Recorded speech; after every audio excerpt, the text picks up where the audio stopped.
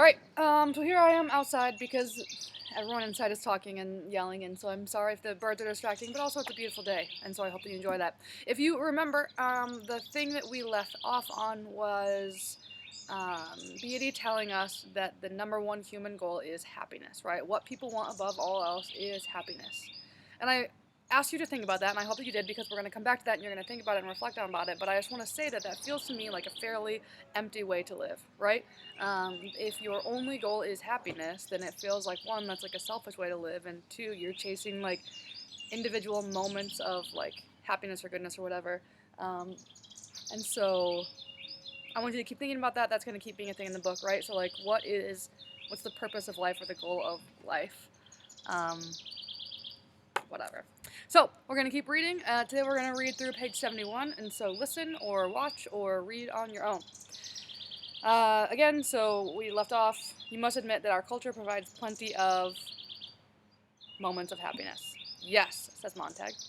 Montag could lip read what Mildred was saying in the doorway. He tried not to look at her mouth, because then Beatty might turn and read what was there, too. Colored people don't like Little Black Sambo. Burn it. White people don't feel good about Uncle Tom's Cabin. Burn it. Someone's written a book on tobacco and cancer of the lungs. The cigarette people are weeping. Burn the book. Serenity, Montag. Peace, Montag. Take your fight outside. Better yet, into the incinerator. Funerals are unhappy and pagan. Eliminate them too. 5 minutes after a person is dead, he's on his way to the big flu, and the incinerator is serviced by helicopters all over the country. 10 minutes after death, a man's a speck of black dust. Let's not quibble over individuals with memories. Forget them. Burn all, burn everything. Fire is bright and fire is clean. And I just want to say that it feels like there are, I don't know, honestly, some 2020 truths in this, right? Like, it feels like, I know that I have the impulse sometimes to, if I don't like something or if it makes me uncomfortable or if I disagree with it, it's easy for me to just say, like, nope, I'm not going to listen to it, right? And I think that what this book is pointing out, although it was written a long time ago, is like, what do you do with something that you disagree with or you're uncomfortable with, right? Like, is it okay to just shove it away because it doesn't make you happy? I don't think so, but the fireworks died in the parlor behind Mildred. She had stopped talking at the same time, a miraculous coincidence. Montag held his breath. There was a girl next door, he said slowly. She's gone now. I think dead. I can't even remember her face. But she was different. How did that happen? How did she happen? Beatty smiled. Here or there, that's bound to occur. Clarice McClellan? We've a record on her family. We've watched them carefully. Heredity and environment are funny things. You can't rid yourself of all the odd ducks in just a few years. The home environment can undo a lot of what you try to do at school.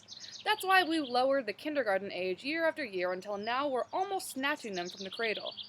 Which is basically indoctrination, right? They're taking kids young so that they can raise them up to be like brainwashed little monsters, kind of like Mildred is. We had some false alarms on the McClellans when they lived in Chicago. Never found a book. Uncle had a mixed record, antisocial. The girl, she was a time bomb. The family had been feeding her subconscious, I'm sure, from what I saw of her school record. She didn't want to know how a thing was done, but why. And again, let me say, I would argue that why is just as important and oftentimes more important than how, right? Why are we doing the things that we're doing? Why are we living in the rhythms that we are doing, right? I think it is important to stop and think about the why, even to think about our own lives, right? Like, we, when we're in school, go to chapel 3 times a week, which I think is powerful and important, and yet sometimes I have to stop and go, like, why? Okay, why do I want this to be, like, the central part of my life? Oh, yeah, that's because Jesus is awesome, right? Rather than just saying, like, okay, I do this, and I just kind of accept it, that this is the way things are. So again, he's saying the thing about her was that she asked the question why, which I would argue we need to ask the question why more often. She wouldn't want to know how a thing was done, but why. That can be embarrassing. You ask why to a lot of things, and you wind up very unhappy indeed if you keep at it. The poor girl's better off dead. Yes, dead. Luckily, queer ones like her don't happen often. We know how to nip most of them in the bud early. You can't build a house without nails and wood. If you don't want a house built, hide the nails and wood.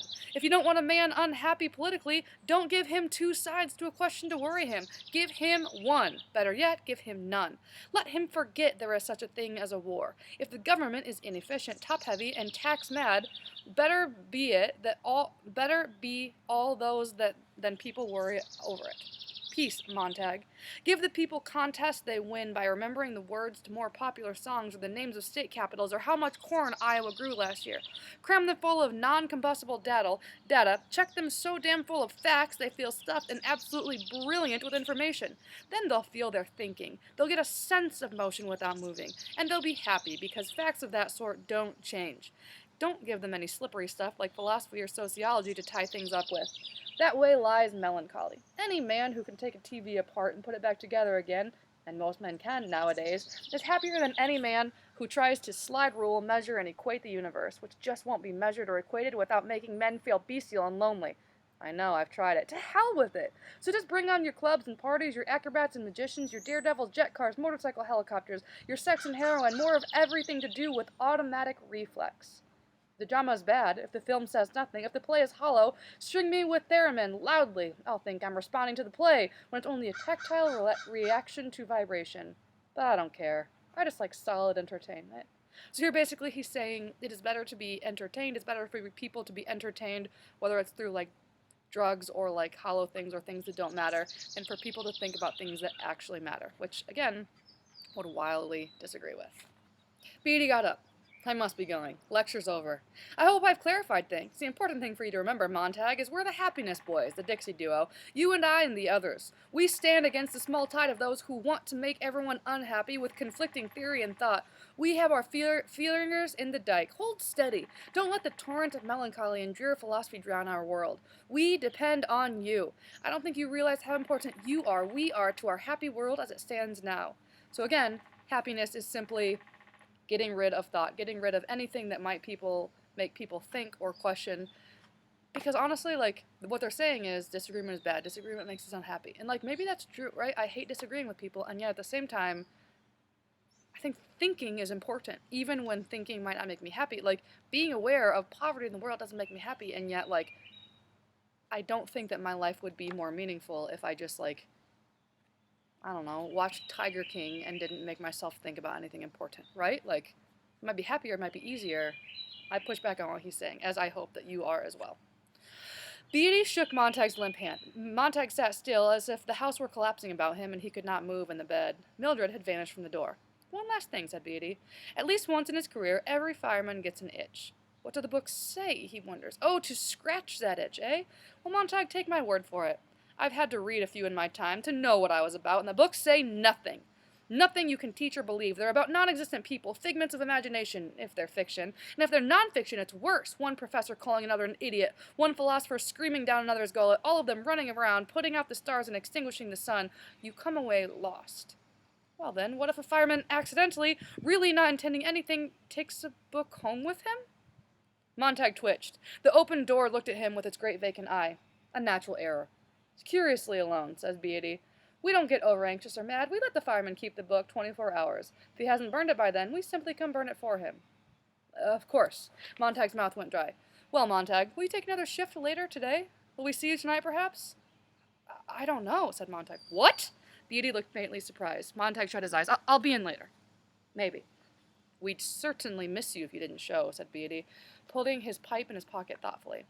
I'll never come in again, said Montag. Get well and keep well, said Beatty. He turned and went out through an open door. Montag watched through the window as Beatty drove away in his gleaming yellow flame-colored Beetle with the black charcoal tires. Across the street and down the way the other houses stood with their flat fronts. What was it Clarice had said one afternoon? No front porches. My uncle says there used to be front porches, and people sat there sometimes at night talking when they wanted to talk, rocking, and not talking when they didn't want to talk. Sometimes they just sat there and thought about things, turned things over. My uncle said that architects got rid of the front porches because they didn't look well, but my uncle said that was merely rationalizing it. The real reason, hidden underneath, might be that they didn't want people sitting like that, doing nothing, rocking, talking. That was the wrong kind of social life. People talked too much, and they had too much time to think, so they ran off with the porches. And the gardens, too. Not many gardens anymore to sit around. And look at the furniture. No rocking chairs anymore. They're too comfortable. Get people up and running around. My uncle says, and my uncle, and my uncle. Her voice faded. Montag turned. Jumps ahead. Montag turned and looked at his wife, who sat in the middle of the parlor talking to an announcer who in turn was talking to her. Mrs. Montag, he was saying, this, that, and the other. Mrs. Montag, something else, and still another. The converter attachment, which had cost them $100, automatically supplied her name whenever the announcer addressed his anonymous audience, leaving a blank where the proper syllables could be filled in. A special spot WaveX scrambler also caused his televised image in the area immediately by his lips to mount the vowels and consonants beautiful. He was a friend, no doubt about it, a good friend. Mrs. Montag, now look right here. Her head turned, though she quite obviously was not listening. Montag said, "It's only a step from not going to work today and not going to work tomorrow to not working at the firehouse ever again." "You're going to work tonight, though, aren't you?" said Mildred. I haven't decided. Right now I've got an awful feeling I want to smash things and kill things." "Go take the Beetle." "No, thanks." "The keys to the Beetle are on the night table. I always like to drive fast when I feel that way. You get it up around 95 and you feel wonderful. Sometimes I drive all night and come back and you don't know it. It's fun out in the country. You hit rabbits and sometimes you hit dogs. Go take the Beetle." What a fun entertainment, right? To run over animals and kill them. "No, I don't want to this time. I want to hold on to this funny thing. God, it's gotten big on me. I don't know what it is. I'm so damned unhappy. I'm so mad and I don't know why. I feel like I'm putting on weight. I feel fat. I feel like I've been saving up a lot of things and don't know what. I might even start reading books." "They'd put you in jail, wouldn't they?" She looked at him as if he were behind the glass wall. He began to put on his clothes, moving restlessly about the bedroom. "Yes, and it might be a good idea. Before I hurt someone. Did you hear Beatty? Did you listen to him? He knows all the answers. He's right. Happiness is important. Fun is everything." I would hope that you disagree with that statement, but whatever. Fun is everything, and yet I'm sitting there saying to myself, I'm not happy. I'm not happy. "I am," Mildred's mouth beamed, "and proud of it." Side note, do we think that's true? "I'm going to do something," said Montag. "I don't even know what to do, but I'm going to do something big." "I'm tired of listening to this junk," said Mildred, turning from him to the announcer again. Montag touched the volume control on the wall, and the announcer was speechless. "Millie," he paused, "this is your house as well as mine. I feel it's only fair to I tell you something now. I should have told you before, but I wasn't even admitting it to myself. I have something I want you to see, something I put away and hid during the past year now and again, once in a while. I didn't know why, but I did it, and I never told you." He took hold of a straight-back chair and moved it slowly and steadily into the hall near the front room and climbed up on it and stood for a minute like a statue on a pedestal, his wife standing under him, waiting. Then he reached up and pulled back the grill of the air conditioning system and reached for the back inside to the right and moved still another sliding sheet of metal and took out a book. Without looking at it, he dropped it to the floor.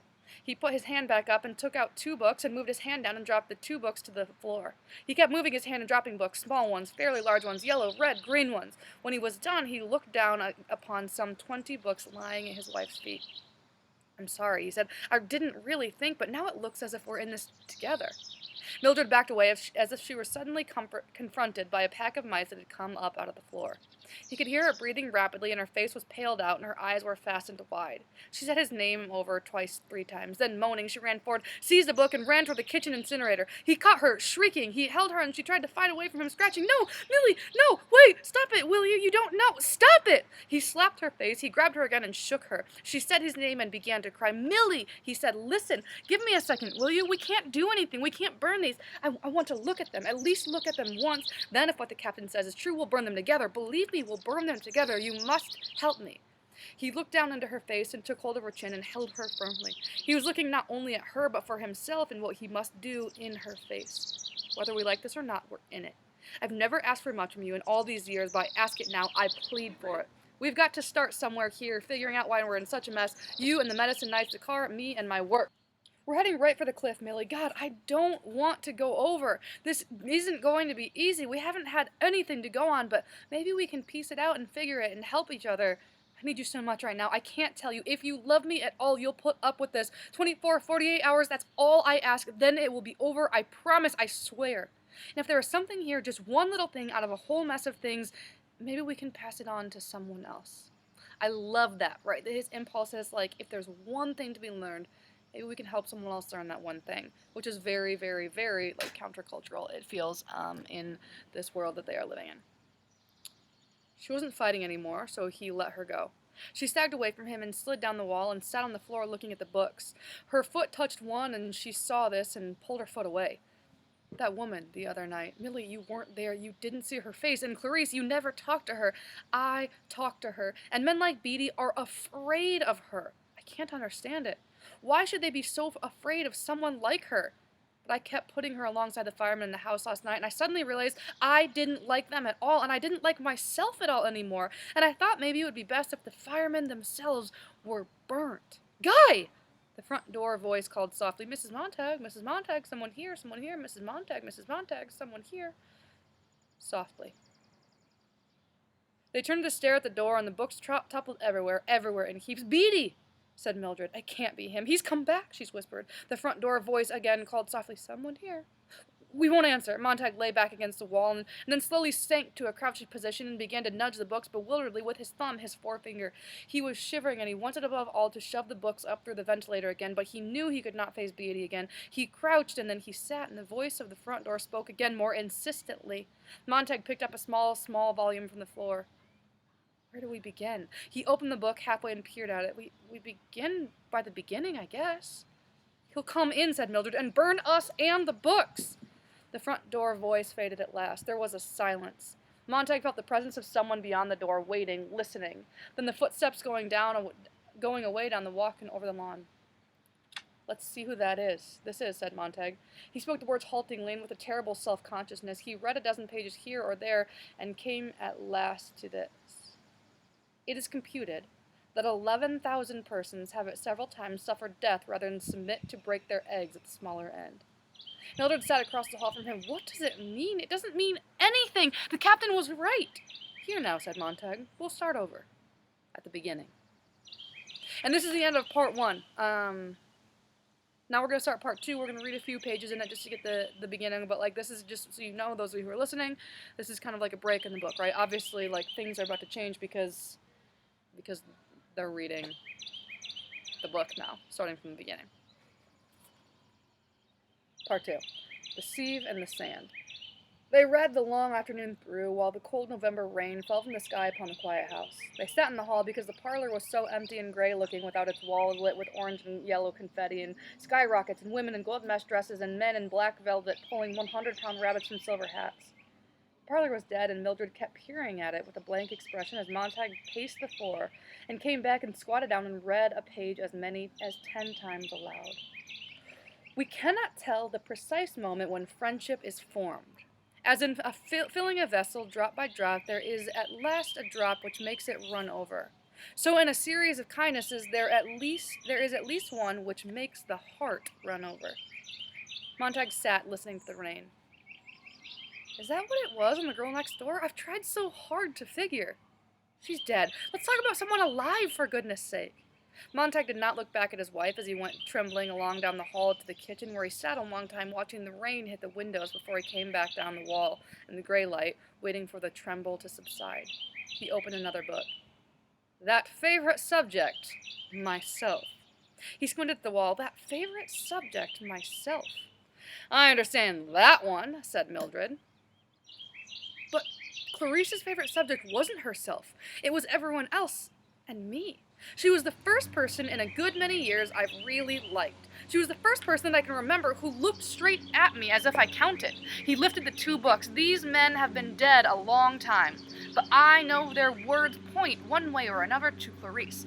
This, I think, is what makes Clarice different, right? Obviously, there's something in her curiosity, her wonder, her question asking, but that, I think, is what made her different. Her life wasn't about herself, which goes back to like the what makes a good life. Originally they said happiness. I disagree. I think that Clarice's was a good life because her life wasn't about herself, right? There's a reason she impacted Montag so deeply. Outside the front door in the rain, a faint scratching. Montag froze. He saw Mildred thrust herself back to the wall and gasped, Someone! The door! Why doesn't the door tell us? I shut it off. Under the door sill, a slow, probing sniff and exhalation of electric steam. Mildred laughed. It's only a dog, that's what. You want me to shoo him away? Stay where you are. Silence, the cold rain falling, and the smell of blue electricity blowing under the locked door. Let's get back to work, said Montag quietly.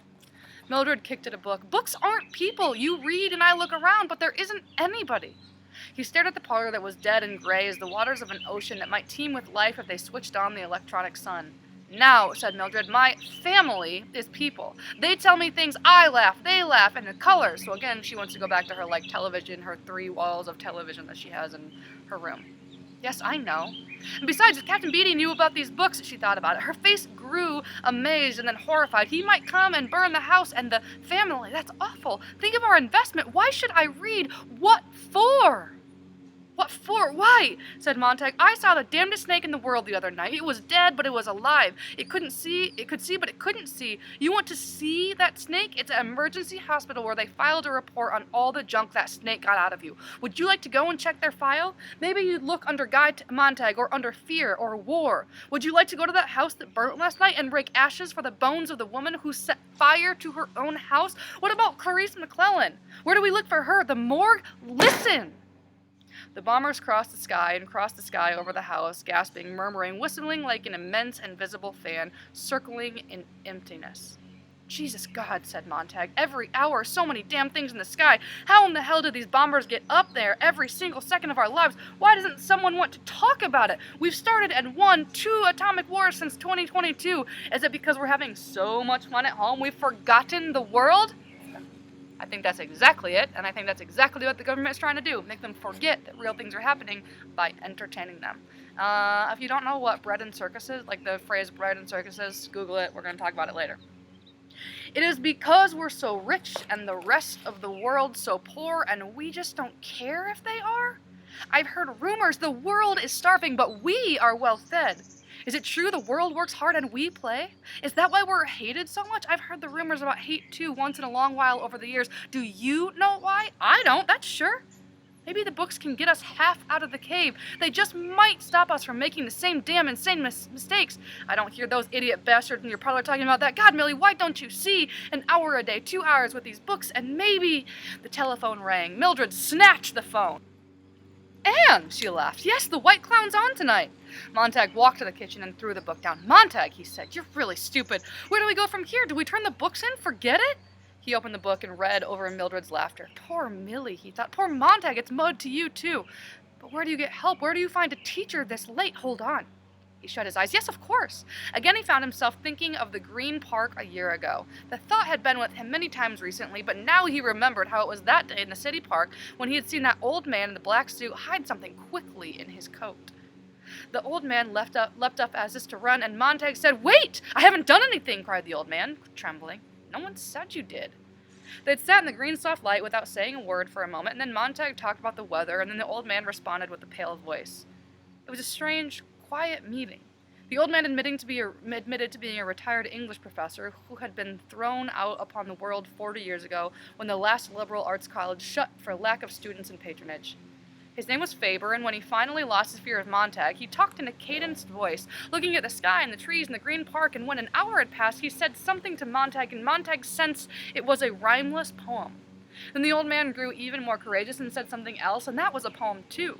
Faber held his hand over his left pocket and spoke these words gently, and Montag knew if he reached out he might pull a book of poetry from the man's coat, but he did not reach out. His hand stayed on his knees, numbed and useless. I don't talk things, sir, said Faber. I talk the meaning of things. I sit here and know I'm alive. It was all there was to it, really. An hour of monologue, a poem, a comment, and then, without either acknowledging the fact that Montag was a fireman, Faber, with a certain trembling, wrote his address on a slip of paper. For your file, he said, in case you decide to be angry with me. I'm not angry, Montag said, surprised. And that's what we're going to stop for just a second. Obviously you have some things you're going to do just to dive into the reading, make sure you're understanding things well. There's more on that in another video that hopefully you watch. But really, the question I want you to process, and again, this will help you as you keep focusing on the end product that you're going to have, but also like just getting something out of this book, which is really my goal. The last few comments, right, where Faber just said that he sits there and he knows that he's alive. He talks about the meaning of things. He sits there and knows that he's alive. So my question for you right now that I want you to ponder and maybe talk about with someone is, what helps you know that you're alive, right?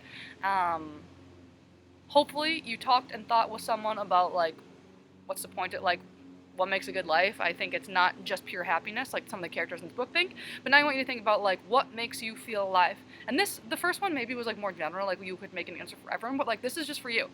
So think and talk, and we're gonna do something like that later, but that's just what I want you to think about right now. What is the thing that like, when you do that thing, you know, beyond a shadow of a doubt, that you are truly alive. Not just like, I'm breathing and, you know what I mean, like my cardiovascular system, I was pre-med for a year, I know things, is working. That's the lungs and heart, I think. But more than that, like what makes me actually like know that I'm living, right? Like for me, it's like weird, like playing Nukem. You know Nukem? I love that game. Or like being with the people that I love, but like not just being with them, like weirdly like reading in the same room as my family is one of my favorite things to do. Like I know I'm alive when I do that. Like whatever. I won't give you more examples. So when you think for yourself, what is the thing that makes you know that you are truly alive? Okay, great. You're great. Have a good day.